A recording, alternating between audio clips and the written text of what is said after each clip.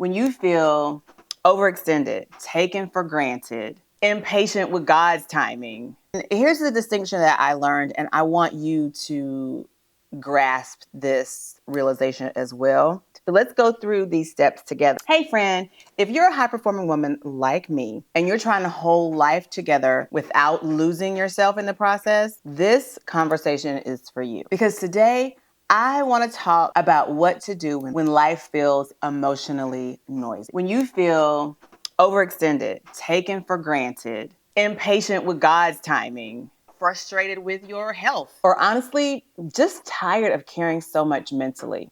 This video is really a continuation of a previous video and conversation where we were talking about becoming. Because becoming isn't just about achievement. It's also about learning how to return to yourself when life starts pulling you in too many directions. And for me, that process started with romanticizing my life.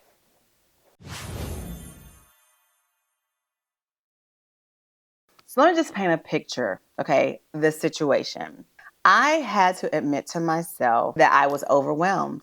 I wasn't weak. It's not that I was incapable. I was just overwhelmed. And I think if you're like me, we struggle to admit to ourselves this fact because we've become so accustomed to functioning while emotionally exhausted. Research from Deloitte found that female leaders report significantly higher stress and burnout levels, with many saying they feel always on. Can you relate? And honestly, it makes sense. It tracks with me because a lot of us are managing careers, businesses, relationships, households, health, goals, emotional labor, and everybody else's emergencies at the same time.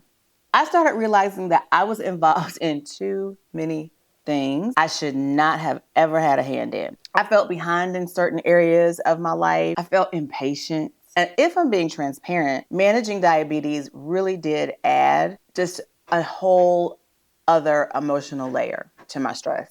Because there's a grief that can come with realizing that your body now requires a different level of care and consideration. As a matter of fact, the CDC reports that many people with diabetes experience something called diabetes distress, which includes feeling frustration, burnout, overwhelm, and emotional fatigue around managing the condition. And I can tell you that this is an absolute truth because I have felt all of these things. So no, you're not doing too much emotionally. Sometimes your body and your mind are responding appropriately to pressure. So now that I've given you the big picture of the situation, this is what I came to realize. Something had to change if I wanted to feel my best again. It didn't need to be perfect, just grounded, motivated, peaceful, joyful. And here's the distinction that I learned, and I want you to grasp this realization as well. Happiness and joy, they are not the same thing. Happiness is often connected to external circumstances and experiences. People can make you happy. Circumstances can make you happy. Achievements can make you happy. But joy is internal. Joy is steadier. Research in positive psychology suggests that deeper well-being is often connected to meaning, gratitude, purpose, and internal emotional regulation, not just pleasurable experiences alone.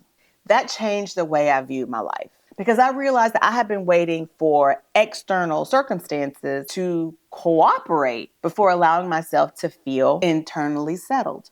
And life does not always work like that. So instead of waiting for everything around me to improve, I started creating moments that reminded me I was still alive, present, capable, feminine, and becoming. So I bet you're asking yourself, well, Andrea, what was the solution? Once you came to this realization, what did you decide to do? Well, again, I decided to romanticize my life. Now, when I say romanticize my life, I don't mean pretend my problems don't exist. I mean, stop rushing past your own existence. I mean, intentionally creating beauty, peace, softness, and presence in the middle of real life. Because the truth is, if we're not careful, ambition can make life feel transactional. Wake up, perform, produce, repeat. And suddenly you realize you haven't actually felt your life in months. So I started slowing down enough to notice things again. Lighting candles while I work, playing jazz in the kitchen. My daughter got me a record player at Christmas time, slowing down enough, going up into my formal area, playing Scrabble with the family instead of watching TV all night, using pretty glasses instead of solo cup, taking myself seriously enough to care for my environment. And surprisingly, research on savoring and gratitude practices shows they can improve emotional well-being and reduce stress by helping people intentionally notice positive moments. So that's not just aesthetics, it's emotional recalibration. So how do we do this? How do we reground ourselves? So I have a framework here that I'm going to share with you because it's what I started to do for myself to start recognizing that, especially as it relates to my diabetes. For instance, my doctor told me that I could enjoy what I eat or I could just be healthy. And I didn't like that because I want both. So I decided to, in romanticizing my life, take control of what I could take control of and improve the experience of eating, for instance, versus being so concerned about what I eat. So let's go through these steps together. I'm going to share them with you. This is this framework that I've used. And the first step is to just really take a deep breath, to stop and take a deep breath. I mean, a real breath, because when your nervous system's overloaded, everything feels urgent. Everything feels hard. Everything feels overwhelming. Studies show that slow breathing can help regulate stress responses and calm the nervous system. So before you can fix the problem, regulate yourself. Your wisdom will actually get quieter when your anxiety gets louder. So we need our wisdom to be louder and our anxiety to be quieter. The next step is to take an honest assessment of where you are currently. Ask yourself questions like, what's actually happening right now? What am I assuming? Am I seeing facts, or have I read something into the situation? What actually belongs to me? Because sometimes we get ourselves involved in things that have absolutely nothing to do with us. It's not our problem to solve. We just get involved because we know we could do something probably a little bit faster, maybe a little bit better. We know that we're capable, but we shouldn't. So asking yourself, do we really even belong in this situation? And then also, like, recognizing that we are the type of people who often confuse competent with responsibility. Just because you can carry a load doesn't mean you're meant to. That realization actually freed me. That one alone really did free me up. The next step is remember what brings you joy, not happiness. We talked about that. Happiness has external cues, but joy comes from the inside. So what reconnects you to yourself? Maybe it's music. Maybe it's devotion time. I actually enjoy waking up early in the morning, reading my Bible, doing my prayer, and I started writing my prayer out, which makes them much more like thoughtful. Maybe it's cooking. I have a girlfriend who loves cooking. It soothes her. Maybe it's fresh flowers from Trader Joe's, on your kitchen island, on your kitchen table, in your living room. What makes you feel emotionally alive again? Because joy is not irresponsible. It's restorative. The next step is to control what you can control.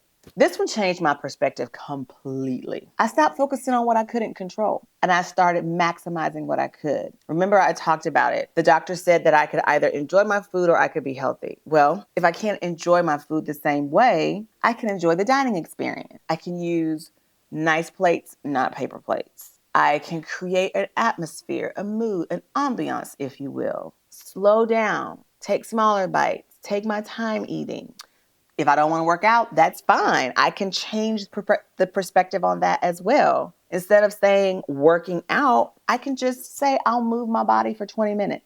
And that could mean anything as long as I'm doing it for 20 minutes. Changing the perspective, changing the experience from what it is you don't want or what you can't have to something that you can control.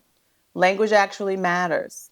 The mind, you have to trick the mind into doing the thing or having the thing or accepting a reality that is outside of your control.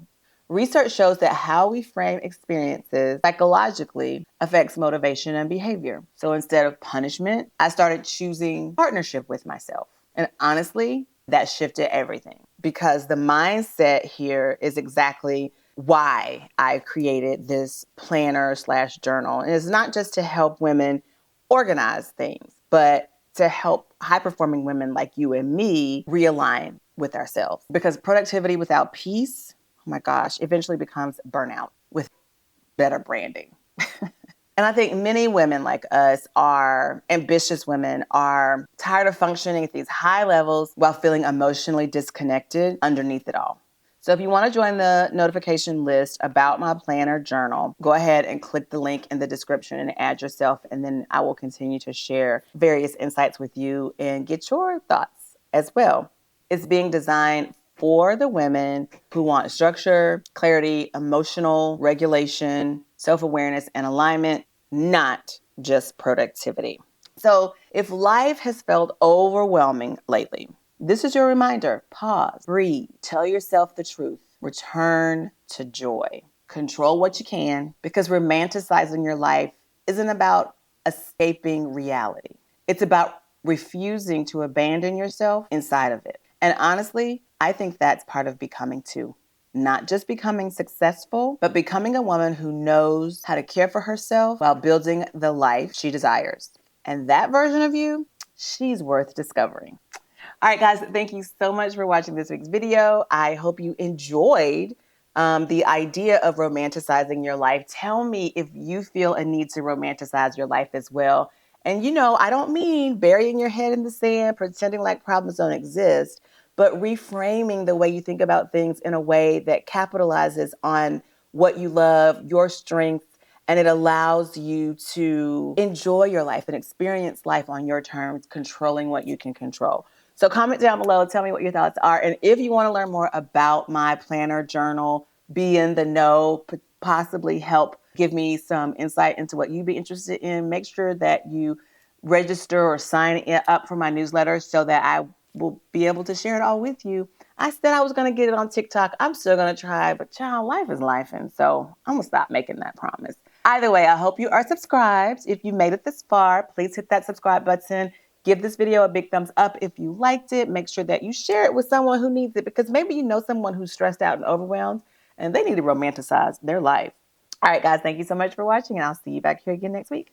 Bye.